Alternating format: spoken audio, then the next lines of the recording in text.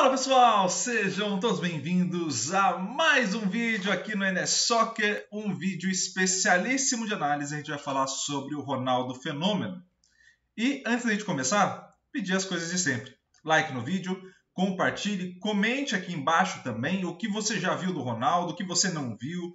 Tem uma opinião diferente, uma opinião favorável? Coloca aqui embaixo, por favor. Além disso, se inscreva no canal e ative o sininho para receber todas as notificações. Combinado? Então, depois da vinheta, mais Ronaldo Fenômeno.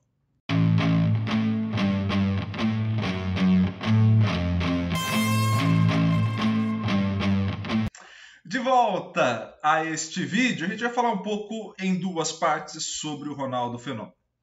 Amanhã a gente vai ver os lances do Ronaldo, principalmente, mas agora a gente vai tentar entender um pouco a visão do Ronaldo no jogo, que é sempre muito importante.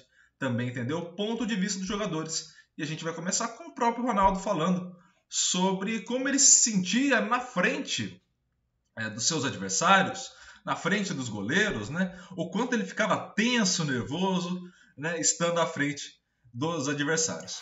Mas a velocidade que o futebol é hoje, eu acho, o que me chama muita atenção no Pelé é que ele era rápido na geração dele. Mas você tem vontade, assim, às vezes você olha... Que eu olho. Por exemplo, às vezes eu tô assistindo uma partida, tô transmitindo uma partida, daqui a pouco vai ter Major e tal, tá acontecendo já, né? Por exemplo, sempre tem os campeonatos mundiais, e eu olho, às vezes, meninos bons jogando, e eu falo assim, mano, se eu tivesse nesse servidor, eu estaria acabando com essa partida. Você sente um pouco isso hoje, assim? Você olhar, às vezes, um jogo, você fala assim, nossa, como eu queria estar ali. Não, muitas vezes. Muitas situações de jogo, tipo, cara a cara com o goleiro. Quando eu vejo alguém errar um cara a cara com o goleiro... Você fica maluco, aquilo assim. É uma facada no meu peito. Né? Era o melhor momento que eu achava... aquela situação para mim era 1x1 mais tranquilo. O goleiro sempre decidia por mim, então nunca eu fiquei nervoso na frente do goleiro. E não entendo hoje em dia ainda os atacantes ficarem, né, nervosos na frente do goleiro, porque é uma situação... São situações que não mudam com o tempo, né? Exato. Uma falta, o jeito de bater na bola, o jeito de cobrar um escanteio. Às vezes eu falo assim, cara... Eu tô assistindo uma partida que o jogador tá com dificuldade de bater um escanteio na área. E, tipo, como é que você vai me falar que o futebol hoje ele é mais moderno? Eu falo assim, às vezes, tipo, o cara não... Você tem, às vezes, um campeonato inteiro que eu tô assistindo, eu falo, você não tem um batedor de falta, cara. Lá no Valladolid, no primeiro ano como presidente do clube, um dos primeiros jogos em casa, a gente ganhou de 2-1, mas poderia ter sido muito mais fácil, poderia ter sido 3 ou 4. E teve um lance que um jogador, Queco, ele teve um x1 contra o goleiro e se precipitou, né? 3 metros antes de distância do goleiro, ele chutou em cima do goleiro. E aí acabou o jogo, eu fui lá no vestiário, fui conversar, tal, parabéns pela vitória, todo mundo, tal, e chegou na vez dele, eu conversei com ele, falei, pô, você sabe que eu fiz muitos gols driblando o goleiro, ou dando um... De tudo que você nem imagina, tapa né? do lado, mas sempre com tranquilidade, até porque você está dentro da área, a área te protege, porque o zagueiro não pode chegar fazendo falta, que vai ser pênalti, possivelmente com expulsão. Então a área sempre vai proteger o atacante. Ali você não precisa se afobar, porque qualquer movimento que você faça, o goleiro vai reagir. Então, se você fingir que vai fazer qualquer coisinha, ele vai te mostrar um caminho para você tomar a tua decisão mais tranquilo. Aí eu expliquei isso muito tranquilidade, na humildade, e ele simplesmente virou para mim e falou, para você era fácil, você era o fenômeno. Aí eu, pô... Vou ter que buscar um outro tipo de approach. Nossa, é duro isso, né? Para explicar isso, né? Que para mim era tão fácil isso. E continua sendo, é uma questão de treino também, né? Porque eu treinava muito esse tipo de situação. E aí eu percebi que realmente, então, como é que eu vou explicar isso, né? De uma maneira simples para que o cara entenda que, pô, não é só porque eu era o fenômeno e fazia as coisas bem. Eu treinei muito Existe aquilo um método, também. Existe um método. Você, atleta, o goleiro é mais lento. Se você der um tapa no fundo, o goleiro não vai te alcançar, que nem um zagueiro poderia alcançar. Ele tá contra você, Exato, né? Não tá na mesma direção. É tudo treinado, então... E aí eu percebi que o approach realmente tinha que ser diferente, né? Mas acredito muito no treinamento e nessas situações também. Mas eu continuo achando que é muito difícil você comparar gerações. Eu vou pegar um espaço aqui na fala do Ronaldo, que já está no finalzinho do vídeo mesmo, dele, né, no caso, que é dos cortes, do Fenômeno Cortes, do podcast dele com o Gaules, né, também sempre muito interessante acompanhar, fica a recomendação. Além disso, eu acho que vale alguns pontos de destaque na fala do Ronaldo que são importantes. O primeiro deles, em situações como a que o Ronaldo destacou, né, do X1, você tem algumas características. Primeiro, a relação com a bola. Então depende muito de quem estará à sua frente, obviamente, né? Quem é o jogador, quem é o atacante, quem vai ser o goleiro, como que esse goleiro vai reagir, qual é a característica desse atacante. Então uma coisa é o Ronaldo sair na cara do gol, outra coisa é o Finazzi sair na cara do gol, outra coisa é o Lewandowski sair na cara do gol, outra coisa é o Messi sair na cara do gol. Cada um tem uma característica de se relacionar com a bola de maneira diferente. Então, esse primeiro espaço, primeiro ponto a colocar. O segundo, que é sobre a estruturação de espaço. Né? Então ele fala, poxa, ele estava 3 metros antes, ele fez isso. A forma como você vai estruturar o espaço, ou seja, como você vai explorar esse espaço nessa distância com o goleiro, ou na distância com o gol, ou entendendo a distância entre os jogadores, vai depender muito da percepção que você tenha de si mesmo. Então, essa questão que o Ronaldo colocou, ele fica muito confiante, e aí o jogador do Valladolid tem razão, ele fica muito confiante por ser o Ronaldo, inclusive. Né? O fato de você ter feito e acertado várias vezes faz com que você fique confiante para poder explorar melhor. É muito provável que o jogador do Valladolid tenha feito uma leitura da situação dentro das capacidades que ele viu, dentro das possibilidades que ele entendeu que ele tinha. Ele não visualizou a possibilidade de driblar o goleiro, porque provavelmente em algum momento ele possa ter tentado e ter falhado, ele possa ter tentado e não ter conseguido 100% de sucesso, ou seja, ele driblou, chutou para fora, por exemplo, então ele tem medo de ficar desequilibrado. Tem uma série de coisas ali no meio que interferem entre o que o Ronaldo faz e o que o restante dos atacantes fazem. É muito complicado este comparativo e é muito difícil transmitir isso, principalmente para caras desse nível, né? Tinha uma frase, acho que foi do Romário, uma vez ele falando do Cruyff, o Romário também vai ter um vídeo de análise especial dele, ele falando do Cruyff no Barcelona, falando que o Cruyff fazia. Então ele falava assim, a jogada tem que acontecer dessa forma. Aí ninguém entendia, ele ia lá e fazia. Ele já mais velho.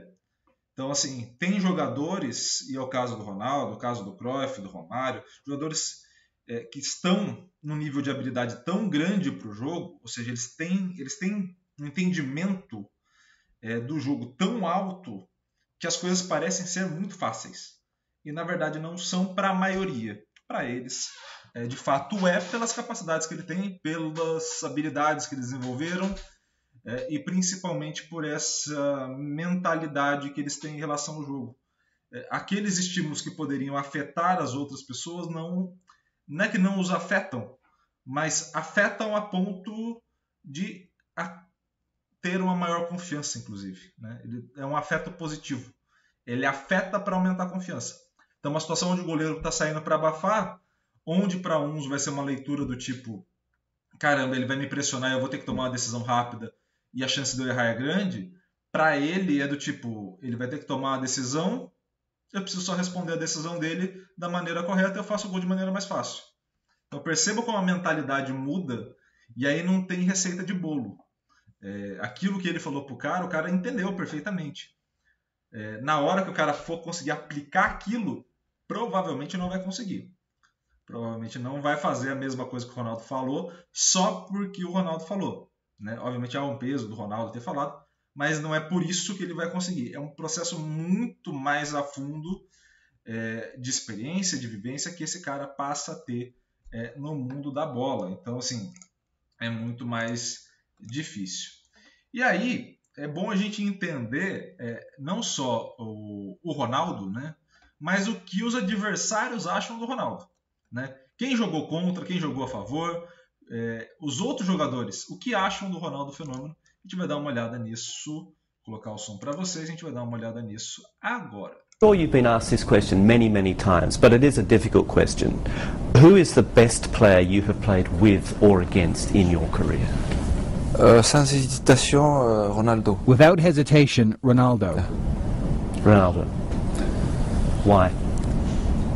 Why? C'est the best. Et pourquoi? Parce que... And why? Because we see very often, for me, very big players step up and perform in big games. And that's what he did. But I was especially impressed with him during training. He had such an ease with the ball. It was quite disconcerting and sometimes even irritated people.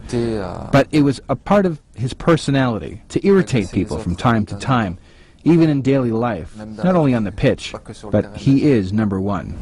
Mais c'est le numéro un. What do you think, and you are in this category as well, what separates the great players from the very good players? La différence entre un bon et un... The difference between a good player and a great player? Vous savez, you know, for journalists in general, what makes a very good player is what you win. It's a function of what you do on the pitch and the titles that you win. I think, on a personal level, for me, the difference is actually why I say Ronaldo is number one, is because every day I train with him, and every day it'd be different. Every day I saw something new, something beautiful. C'est ce qui fait la différence entre... That's what makes the difference, for me, between a very good player and the exception, who for me is Ronaldo. Et puis l'exception qui est pour moi Ronaldo. Aí eu vou pegar um espaço na fala do Zidane, antes da gente ir para a próxima, né? Já pegar um compilado de jogadores falando do Ronaldo. Nesse ponto, ele vai linkar com um vídeo de segunda-feira, né? O vídeo onde a gente falou sobre como que a gente vai analisar. O Ronaldo é genial por quê? Porque ele ganhou a Copa do Mundo, porque ele foi campeão com o Corinthians, porque ele foi campeão com o Real Madrid, com o Milan. Será que é só isso? É só o resultado em si? Pô, ele fez tantos gols, ele fez tanta jogada. Tem um conjunto de coisas que ele produziu que a gente não vê. Tem um conjunto de coisas que ele fez que a gente não faz a menor ideia. E naquele Real Madrid galáctico, talvez, assim, muito provavelmente, ocorreram coisas nos treinamentos muito mais impressionantes do que as coisas que ocorriam no jogo. Então, assim, é necessário esse ponto de vista de entender até onde a gente pode ir na análise, principalmente nas limitações que a gente passa a ter. E agora vamos para mais gente falando do Ronaldo. Ma qual è stato, secondo te, un attaccante che ti sarebbe piaciuto giocarci?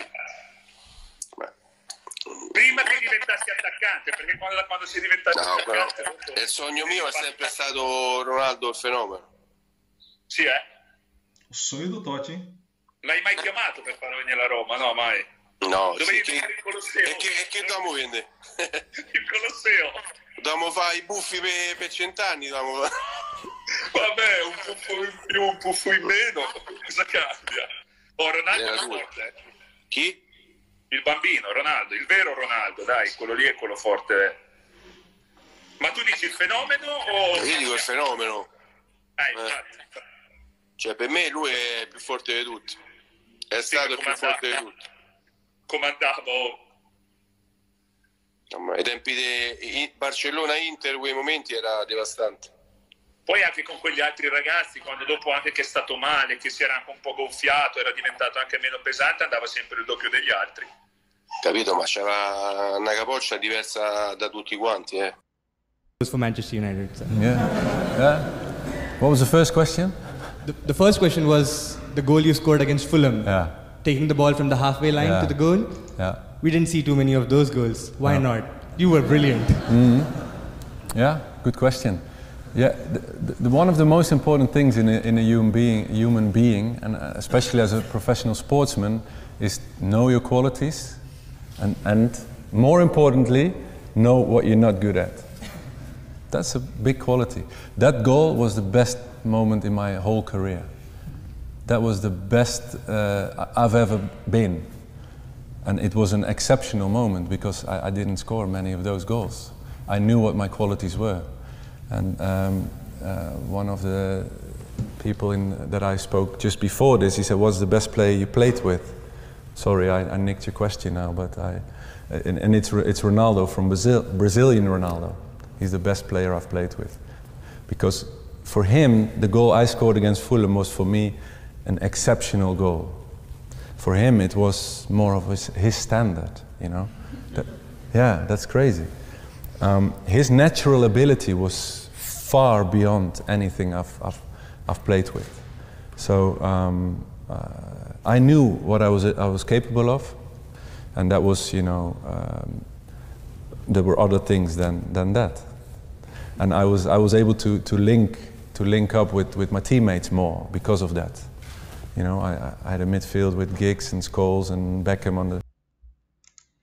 E esse ponto colocado é muito importante nas duas situações. A primeira delas, que eu acho importante a gente ressaltar, é justamente essa capacidade que ele teve de ser impressionante. E o que eu estou querendo dizer com isso? Estou querendo dizer o seguinte: quando a gente observa um jogador do nível do Ronaldo, um jogador dessa magnitude, a gente observa um jogador que possui uma relação com a bola espetacular. O Zidane falando isso, né? Fica mais fácil. O Zidane ficou impressionado, né? Então acho que é uma boa referência.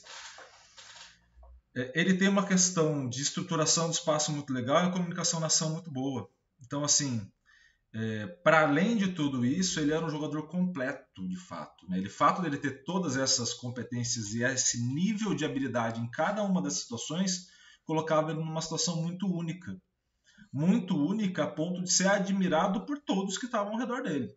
Então, assim, era consensual o quão diferenciado ele era em relação aos demais na época dele. E, obviamente, torna ele um dos maiores jogadores da história do mundo, sem a menor dúvida. Não só pelos resultados, mas pelo que ele, de fato, jogou bola, né? Então, assim, é muito acima da média, é muito fantástico ver isso e ver a admiração que esses caras passam a ter. E aí a gente vai ver também, a gente já viu como que o Ronaldo pensa, né? Principalmente nas situações ali de jogo mais características dele. A gente viu como os adversários e os próprios companheiros pensam do Ronaldo, e agora também entendeu o que o Ronaldo pensa dos adversários, né? Principalmente dos mais difíceis que ele enfrentou. Che io quell'anno lì c'era Roberto e poi a un certo punto arrivò anche Marcelo e Marcelo era giovanissimo, veramente ti giuro. Sì, aveva 18 anni, no? 17 anni. Sì, era giovanissimo. Poi quando andò via Roberto iniziò a giocare Marcelo e io dissi cazzo ma questi vanno solo avanti. Io dissi ma c'è qualcosa no, poi sai, ero abituato a Zambrotta che comunque una copertura, qualcosa ogni tanto, e a un certo punto io gli dissi a Marcelo, guarda Marcelo, fai una cosa, vai solo avanti, non ti preoccupare, tanto dietro ci sto io per tranquillizzarlo. Perché lui prendeva e andava via, non tornava più Ronny, non tornava all'inizio, non tornava proprio più. E poi tu sai a Madrid per i difensori centrali è un disastro, perché un praticamente disastro, sei uomo contro uomo a 50 metri, con tutto un contropiede. Ma tu non so se ti ricordi l'anno quando il mister ci fece vedere, mi sa che beccammo un gol con l'Espagnol, che eravamo, e Roberto era su a fare l'ala, Michel Salgado era a fare l'ala, e a centrocampo c'era il Puma Emerson e poi Ivan Elguera che pure se ne era andato avanti, e praticamente eravamo io, Puma Emerson, contro 4 attaccanti dell'Espagnol. questo era l'equilibrio di quella squadra in quel momento. I primi giorni quando andai a Madrid, e sai, io comunque la palla sulla destra, io mi mettevo in una posizione dove potevo coprire le spalle e allo stesso tempo marcare. e sapevo che dall'altro lato c'era una copertura in Italia, diciamo c'era comunque un difensore. Sì, automatico, no? Che chiude e basta, non ci deve neanche pensare. Bravo. Io invece cambio gioco, mi giravo e non c'era nessuno. Dovevo iniziare ancora. Il bello è che sì, c'è anni... questa differenza tra Italia e Spagna, si vede ancora, anche se di meno, però gli italiani sempre hanno avuto questa mentalità di ordine difensiva. Cioè, io ho giocato il primo anno da Barcellona, ho fatto tanti gol e poi sono andato all'Inter, che ho fatto anche tanti gol, però di meno.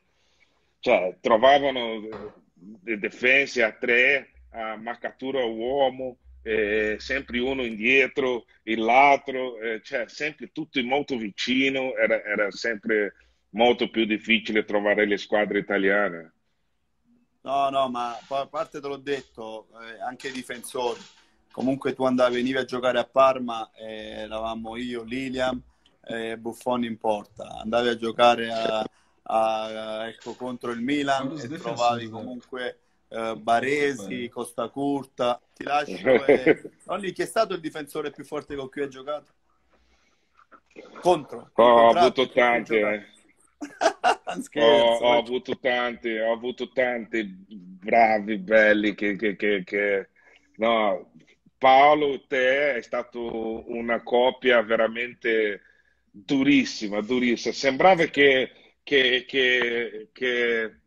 entrava nei miei pensieri, veramente, no? Che cercavo di fare un movimento, erano tutti e due lì già che sapevo quello che volevo fare.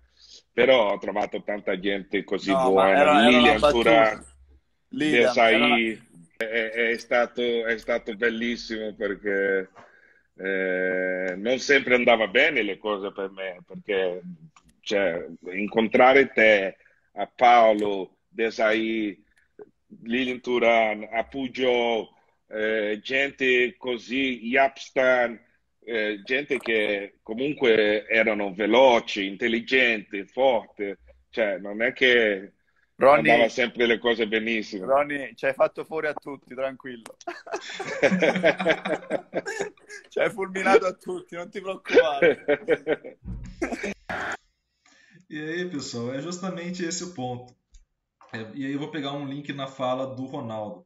O fato de vocês poderem entender que ele tinha dificuldade com quem lia as ações dele, pensava à frente dele, que era o que ele colocou ali, apesar disso não acontecer 100% das vezes, muito pelo contrário, ele levava grande parte das vezes vantagem em relação aos zagueiros, é justamente nesse sentido. A comunicação na ação para o defensor é isso, é conseguir ler o adversário, e para o atacante também, é conseguir ler o zagueiro que está à frente dele, para ele poder ultrapassar, para ele poder encontrar uma linha de passe, para ele poder finalizar, para ele poder fazer uma ação que vai beneficiar e vai converter em maior chance de gol. Então, nesse sentido, percebam como a questão da oposição de forças é muito importante para o entendimento não só do futebol, né, do jogo de futebol, mas para o entendimento do nível de dificuldade que você vai enfrentar. Ou seja, minha característica é muito boa, mas se eu encontro alguém com uma característica também tão boa, oposta à minha, né, no caso defesa e ataque, eu vou ter que repensar as minhas características, repensar o que eu vou fazer e buscar novas alternativas e ir melhorando. Ou seja, o avanço passa pelo desafio também. Combinado?